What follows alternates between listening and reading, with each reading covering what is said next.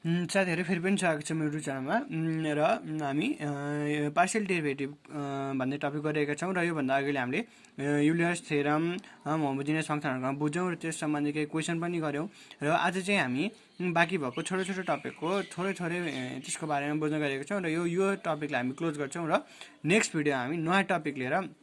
नयाँ टपिक सुरु गर्नेछौँ र आजको टपिक चाहिँ टोटल डिफरेन्सियल रहेको छ। अन्त टोटल डिफरेन्सियल भन्दा जस्तै अब हामी चाहिँ ordinary differential coefficient partial differential coefficient भन्ने त हामीले बुझिसक्यौँ। पार्शियल डिफरेन्सियल भनेको हामीले अगाडि गऱ्यौँ, सुरुको भिडियोमा हामीले गरिरहेको छौँ। पार्शियल डिफरेन्सियल भनेको त्यही हो, अर्डिनरी भनेको डिवाई अपन डिएक्स भयो। र अब टोटल डिफरेन्सियल भयो भनेको चाहिँ के हो भन्दाखेरि अब टोटल डिफरेन्सियल भनेको बुझौँ हामी। टोटल डिफरेन्सियल हामी चाहिँ पहिला एउटा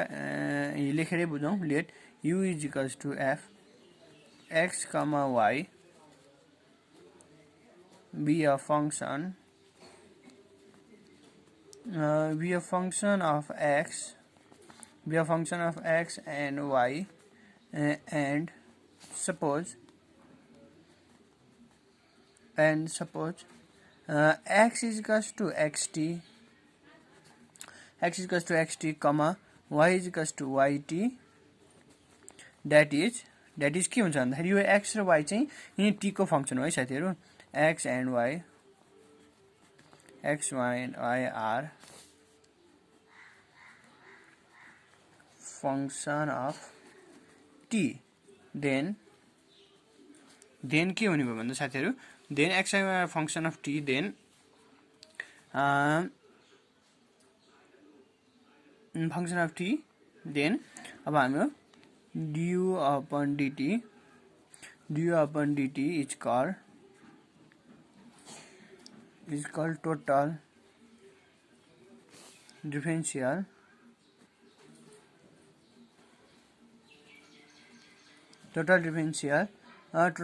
of u with respect to t, and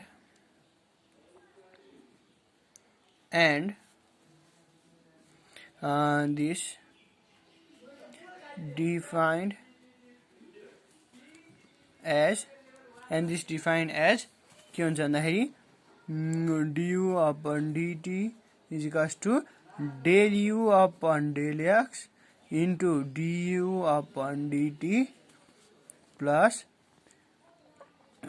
del u upon del y into dy upon dt। साथीहरु यसमा चाहिँ भन्दा खोजेको के भन्दाखेरि हैन, जस्तै अब के छ भन्दाखेरि u भन्ने फंक्सन चाहिँ fy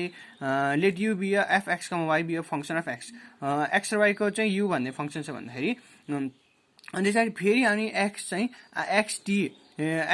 xt र y चाहिँ yt के भन्दाखेरि चाहिँ x र y चाहिँ t को फंक्सन छ अरे क्या। जस्तै अब यहाँ के भयो हेर्नुस् है, x र y चाहिँ u को फंक्सन भयो, यहाँ चाहिँ तल फेरि अनि x र y नै t को फंक्सन भयो भन्दाखेरि अब डाइरेक्टली हामीले अब x र y लाई छोडेर डाइरेक्टली du अपन dt निकाल्यौं भने त्यसलाई चाहिँ हामी टोटल डिफरेन्शियल भन्छौं। किन भन्दाखेरि x र y त u को फंक्सन भयो, x र y t को फंक्सन भयो भन्दाखेरि डाइरेक्टली अब du अपन dt गरेर हामी त्यो डिफरेन्शियल निकाल्छौं भन्दाखेरि चाहिँ त्यो चाहिँ हाम्रो टोटल डिफरेन्शियल भयो। बुझ्नुभएको भएन? म एकचोटि फेरि भन्छु हेर्नुस् है, u चाहिँ x र y u को फंक्सन भयो अनि x र y यहाँ t को फंक्सन भयो भन्दाखेरि अब डाइरेक्टली अब यो du र फेरि dx निकालेर फेरि x र dt निकालेर गर्नु भन्दाखेरि डाइरेक्टली du अपन dt निकाल्ने चाहिँ यो चाहिँ फर्मुला भयो भन्दाखेरि यही भनेको चाहिँ टोटल डिफरेन्शियल भयो भनेर भन्न खोजेको। के भन्दाखेरि x र y u को फंक्सन भयो, x र y t को फंक्सन भयो र टोटल डिफरेन्शियल निकाल्न हामीले डाइरेक्ट du अपन dt गर्यौं भने टोटल डिफरेन्शियल निक्लिन्छ भनेर हामीले टोटल डिफरेन्शियल भनेको यही हो भनेर यो एउटा स्टेटमेन्टले एक्सप्लेन गरिरहेको छ। र साथीहरु यसमा अब रिमार्क पनि छ, यसमा यसको रिमार्क्स हेरौं। पहिला रिमार्क आई मा के छ हेरौं है। रिमार्क आई मा के भन्छ भन्दाखेरि if u is equals to f x, y, z, यो चाहिँ 3 वटा भेरिएबल भन्दाखेरिको भन्न गइरहेको छु म चाहिँ हजुरलाई। x is equals to xt, y is equals to yt and z is equals to zt भयो भने अब टोटल डिफरेन्शियल के हुन्छ भन्दाखेरि total differential del u upon del t is equals to del u upon del x into dx upon dt plus del र d मा चाहिँ झुकिनु भएन है साथीहरु into del y upon d into plus del u upon del z अनि dz upon dt तीनटा variable हुँदा चाहिँ माथिको जस्तो केही फरक छैन त्यति एउटै हुन्छ सबैमा र अब अर्को एउटा रिमार्क छ अर्को एउटा रिमार्क चाहिँ के हुन्छ भन्दा साथीहरु रिमार्क सेकेन्ड यो चाहिँ साथीहरु क्वेशन गर्दाखेरि हजुरले याद गर्नु होला if u is equals to f यो रिमार्कहरु चाहिँ अलि ध्यान दिएर हेर्नुस् ल है and x is equals to x t1 t2 and y is equals to y t1 t2 त्यसरी then के छ त भन्दाखेरि del u upon del t1 is equals to del u upon del x into del x upon del t1 plus del u upon del y into del y upon del t1 हो यति भइसकेपछि अब साथीहरु अब अर्को हाम्रो t2 पनि छ नि त किनकि यहाँ t1 र t2 दुईटा छ नि त भन्दाखेरि अब del u upon del t2 is equals to del u upon del x into del x upon del t2 plus del u upon del y into del y upon del t2 हो साथै total differential भनेको हजुरले बुझ्नु पर्ने भनेको खासमा के भन्दाखेरि दुईटा फंक्सन छ अब जस्तै यहाँ u को f x, y सँग छ भन्दाखेरि अनि t पनि x y फेरि t को फंक्सन भयो भने डाइरेक्टली du अपन dt निकाल्ने यसले हामी टोटल डिफरेन्शियल भन्छौं र टोटल डिफरेन्शियलमा दुईटा रिमार्क्स छ एउटा थर्ड तीनटा भेरिएबलको र अर्को दुईटा भेरिएबलसँग दुईटा भेरिएबलको फंक्सन भयो भने कस्तो हुन्छ भनेर देखाउन मात्रै खोजेको न टोटल डिफरेन्शियल भनेको यति हो अब हामी नेक्स्ट टपिकमा जान्छौं हामी कम्पोजिट फंक्सन भनेको के हामी बुझ्छौं अब साथीहरु हाम्रो कम्पोजिट फंक्सन भनेको के छ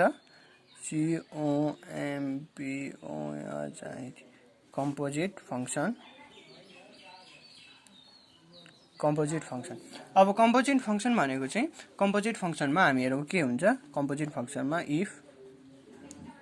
u is equals to fx, y where x is equals to phi t and y is equals to phi t, then u is called function of t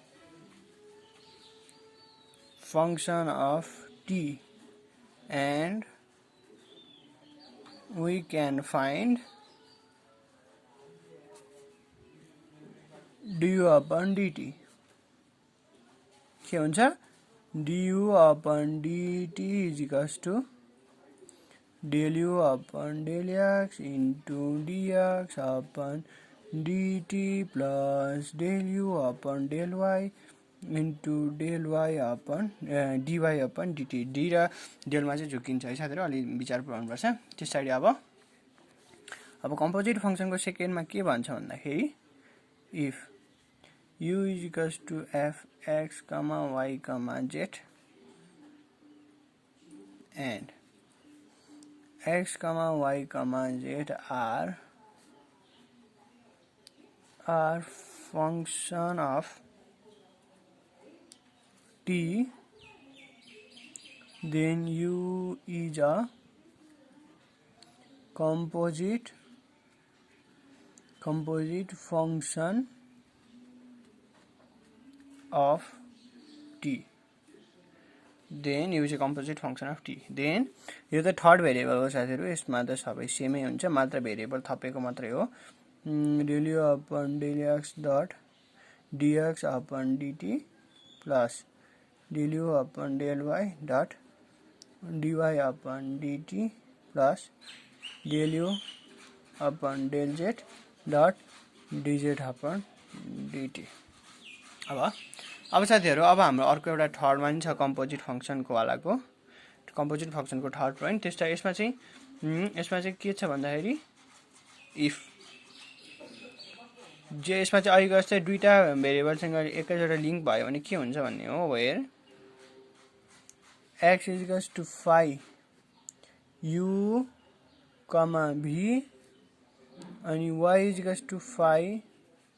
u slash v, then z is a composite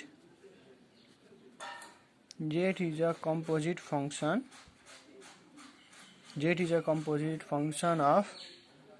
u and v, so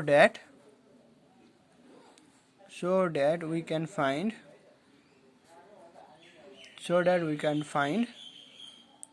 del z upon del u is equals to del z upon del x dot del x upon del u plus del z upon del y dot del y upon del u। यो एउटा भयो। अब साथीहरु अर्को भेरिएबलसम्म नि link छ नि त हाम्रो त भन्दाखेरि अब del z upon del b भयो हैन। del z upon del b सम्म के छ भन्दा del z upon del x dot del x upon del b plus del z upon del y dot del y upon del v। साथीहरु composite फंक्सनमा र total differential हल्का उस्तै जस्तो देख्छ, तर नझुकिनु होला, मात्र भेरिएबलहरु फरक भएर यसो भएको हो। अब साथीहरु हामी अब एउटा सानो टपिक चाहिँ इम्प्लिसिट फंक्सन भन्छ, त्यसको बारेमा थोरै बुझ्छौं र हामी यो टपिकलाई यो पालिको लागि इन्ड गर्छौं। अब साथीहरु इम्प्लिसिट फंक्सनले के भन्न खोज्छ भन्दाखेरि इम्प्लिसिट फंक्सन भनेको चाहिँ यस्तो भन्छ, a function in which we can not represent y equals to fx is calls implicit function क्या। जस्तै अब यहाँ हामी पहिला लेखेर हेरौँ है, के हुन्छ भन्दाखेरि a function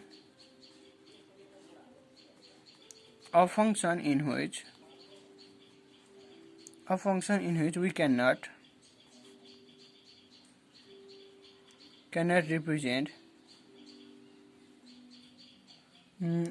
represent y is equals to fx is called IMPLICIT is called implicit function। यो चाहिँ साथै इम्प्लिसिट फंक्सन हो। अब साथै एउटा हामी एक्जाम्पल लिउँ न हैन। Suppose f x, y is equals to constant is a implicit function। that is के भन्दाखेरि चाहिँ साथीहरु अब f x, y is equals to c, यसलाई हामी 1 सपोज गरौँ न हैन। अब त्यसैगरी बाइ टोटल डिफरेन्शिएसन युज गरौँ हामी। यहाँ टोटल डिफरेन्शिएसन बाइ